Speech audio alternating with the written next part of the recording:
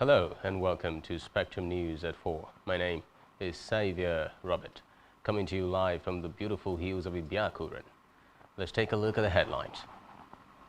President Buhari to meet service chiefs on Tuesday over rising spate of killings. Senate approves Buhari's 4 trillion naira increase fuel subsidy request. Germany seizes world's largest yacht owned by a Russian oligarch. Details of these stories and more in a moment.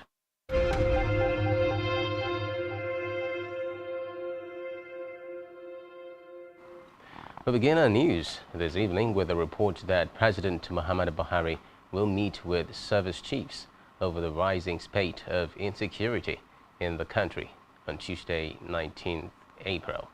Jigawa State Governor Abubakar Badaru disclosed this while briefing journalists after the Council of State meeting in Abuja.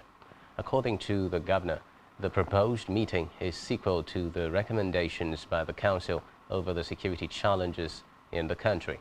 Recall that the House of Representatives had condemned the rising insecurity in the country, especially the recent killings in Benue, Taraba, and Plateau states, and demanded the removal of the National Security Advisor, Major General Babagana Mongono, retired, as well as the Minister of Defense, Major General Bashir Magashi, retired.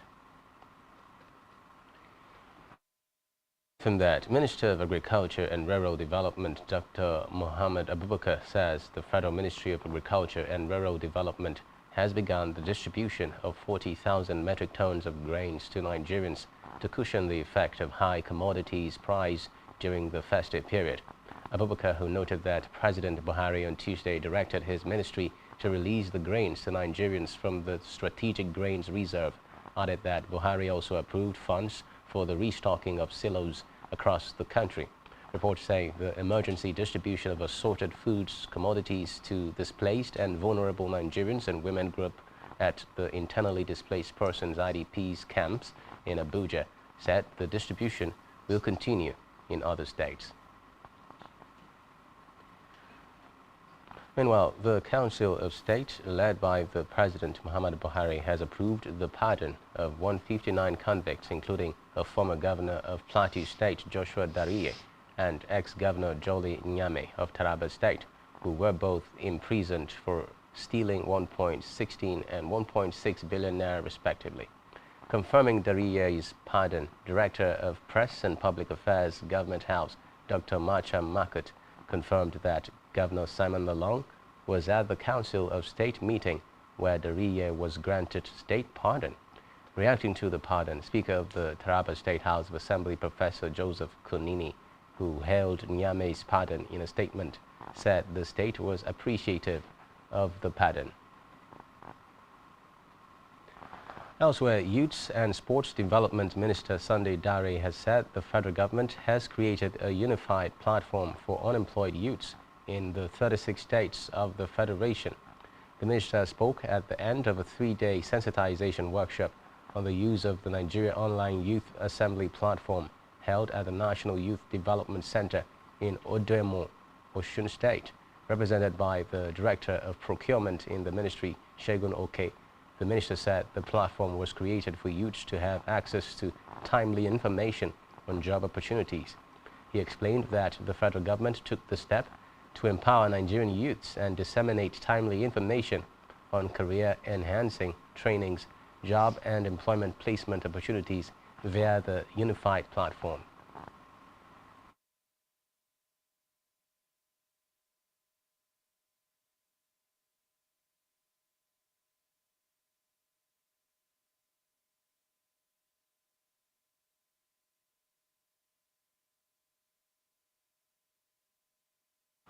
In another development, United States State Department has cleared the sale of 12 AHI Cobra attack helicopters to Nigeria worth nearly $1 billion after U.S. lawmakers lifted objections over human rights concerns. Defense Security Cooperation Agency announced the sale of the helicopters and related defense systems to the Nigerian military. Recall that Foreign Policy had reported in July that the top Democrat and Republican on the Senate Foreign Relations Committee delayed the sale amid concerns Nigerian President Muhammadu Buhari was drifting toward authoritarianism.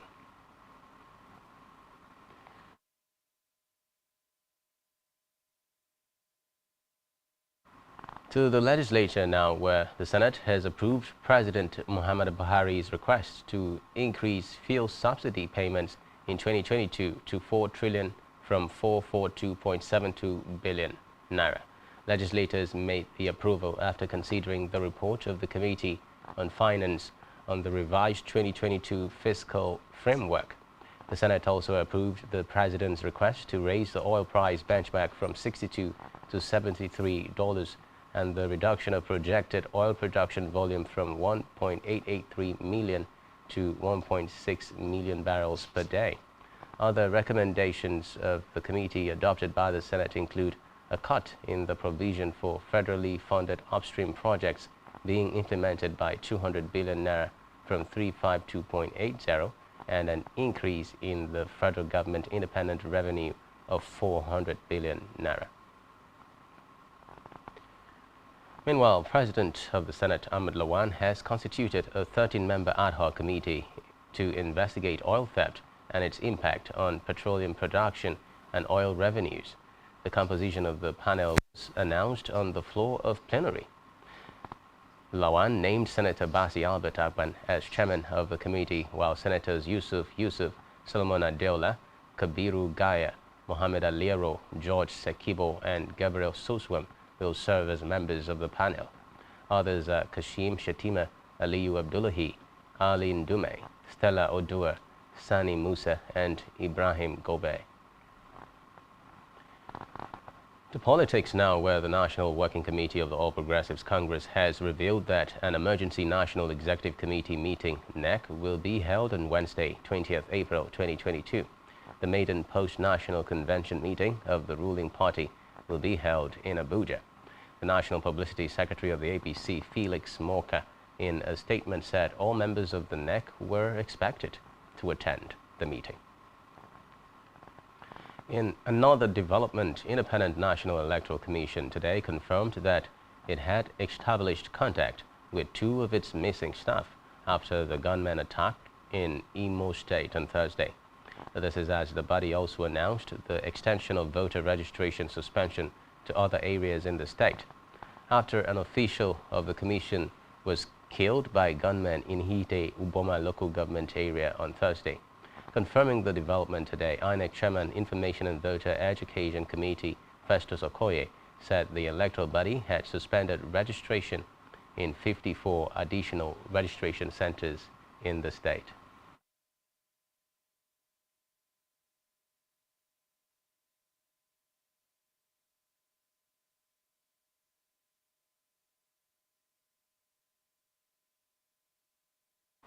To security matters now, where the FCT Commissioner of Police, Babaji Sunday, has assured residents that the command has taken intentional efforts in deploying a robust security architecture containing 2,336 police personnel for the Easter period and beyond.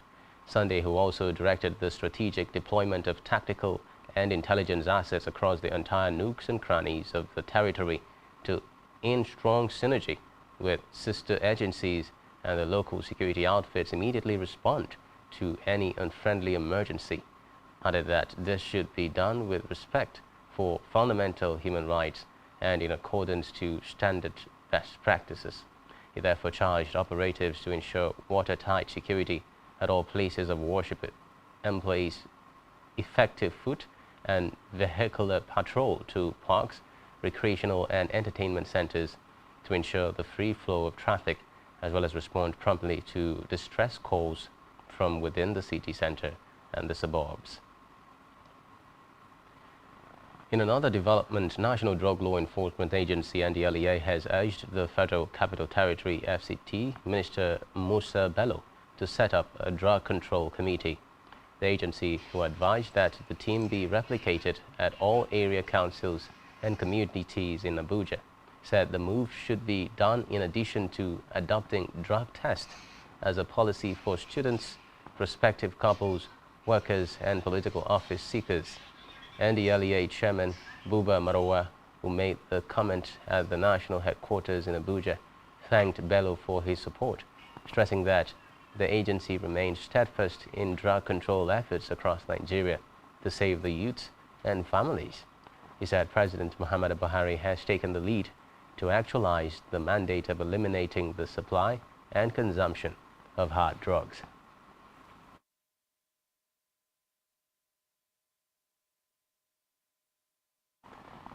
Away from that, ahead of the 2022 Easter celebration, the Abia State Command of Nigerian Security and Civil Defense Corps says it has beefed up security to ensure a hitch-free celebration in the state. Abia State Command NSCDC Commandant Ayinla Taiye Olowo disclosed this after a crucial meeting with the force management team at the command headquarters in Umuahia. Olowo, who said strategic deployments of personnel to locations in line with intelligence information have been made, added that NSCDC is collaborating with other sister security agencies in the state to ensure that Abia remains safe before, during, and after the celebrations. In Africa, Kenya Cabinet Secretary Energy and Petroleum Monica Juma has said government will not tolerate any entity or person causing distress either by creating an artificial fuel problem or stress. The statement comes a day after the general manager of French fuel supplier Robis was expelled from the country for increasing its export sales to the detriment of the Kenyan market. The government, who compared the situation to deliberate effort to sabotage the country's economy, not that such offense constitutes a capital crime in Kenya's statute books.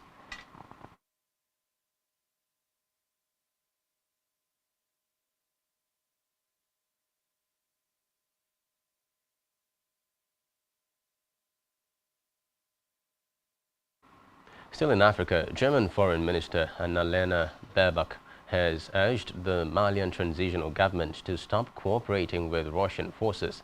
This was after a meeting with the transitional president of Mali, Colonel Assimi Goïta, in Bamako.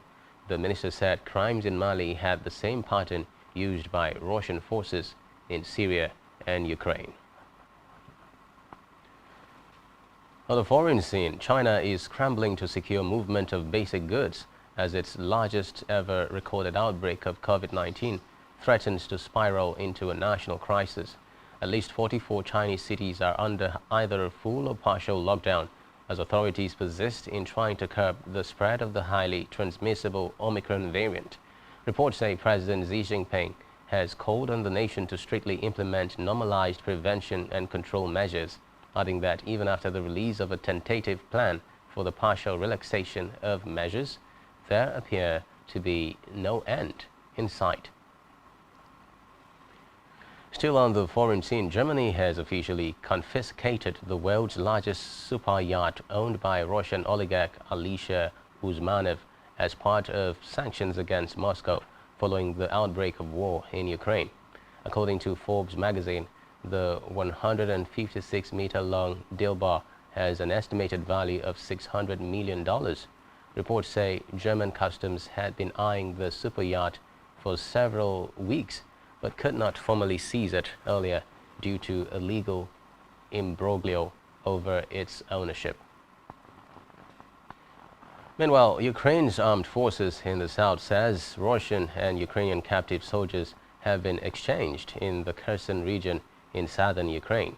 Writing on social media, Ukraine said 4 Russian prisoners have been exchanged for 5 Ukrainian servicemen in the Posad Pokrovsk village after intense negotiations.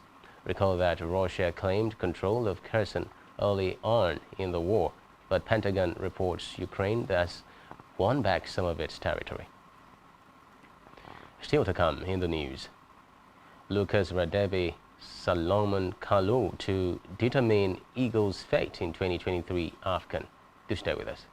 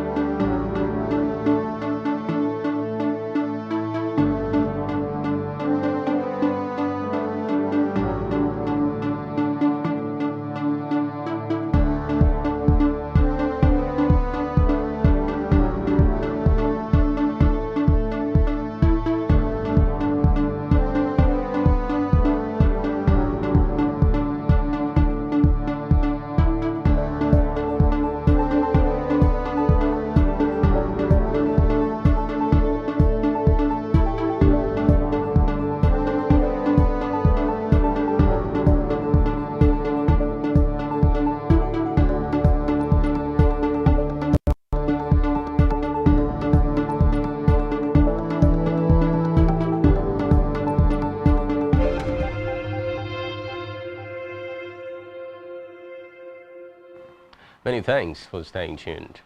On our business news, Nigerian National Petroleum Company Limited and its contractor handling the bulk of the $2.6 billion Ajaokuta Kaduna Kano gas pipeline project, Oliserve Limited, says natural gas will be transported through the AKK pipeline in the first quarter of 2023.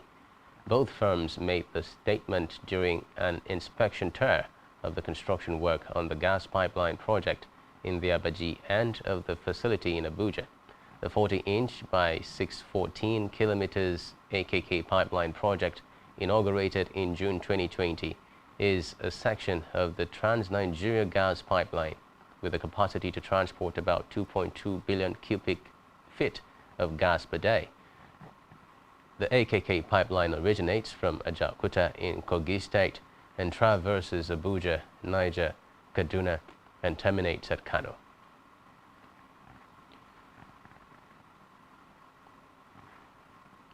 Meanwhile, Debt Management Office (DMO) has said that Nigeria can lower its debt service to revenue ratio if it generates higher revenue like Ghana, Kenya, and Angola. The Debt Office said this in a statement in Lagos State. According to the DMO, while Nigeria has a revenue to gross domestic product ratio of 9%, Ghana, Kenya, and Angola have a revenue to GDP ratio of 12.5%, 16.6%, and 20.9%, respectively.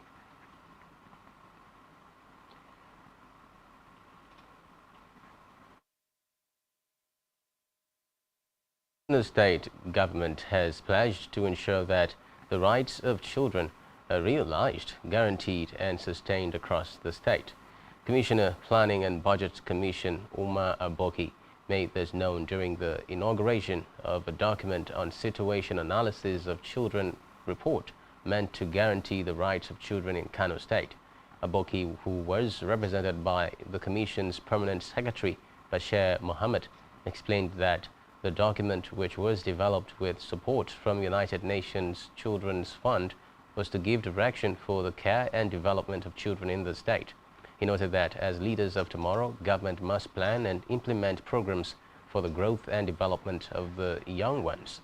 Aboki thanked UNICEF for the support and promised to implement recommendations made in the document and to address all issues affecting the growth and development of children in the state.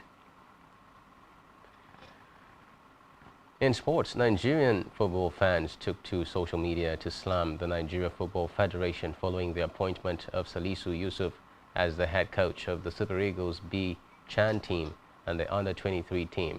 Reports say Yusuf was reportedly suspended over allegation of bribery and corruption following the NFF Ethics and Fair Play Committee ruling that the coach received a $1,000 bribe and was also ordered to pay a fine of $5,000 by the Federation. Recall that NFF yesterday announced it has approved the recommendation of its Technical and Development Subcommittee to appoint Yusuf as coach. Meanwhile, former Total Energies Africa Cup of Nations winners Lucas Radebe and Solomon Kalou will be the two draw assistants for the Total Energies Africa Cup of Nations Côte d'Ivoire 2023 group stages draw next week Tuesday. Reports say the ex-South Africa international defender Radebe and former Côte d'Ivoire striker Kalou will join CAF Director of Competitions Samson Adamu for the draw. And on our entertainment news, online streaming platform Spotify has rated Nigeria as the second country with the most musical streams after Pakistan. Spotify's head of music for Sub-Saharan Africa, Fiona Okumu, disclosed this during a media chat in Lagos. Okumu, who said the study was carried out by Spotify, added that Kenya ranked third. Meanwhile, artists including Wizkid, Burna Boy, Tems, and Mr. Easy ranked amongst the top 5 exported local artists from Nigeria on Spotify. Still on entertainment, veteran high life singer Orlando Julius has died at the age of 79.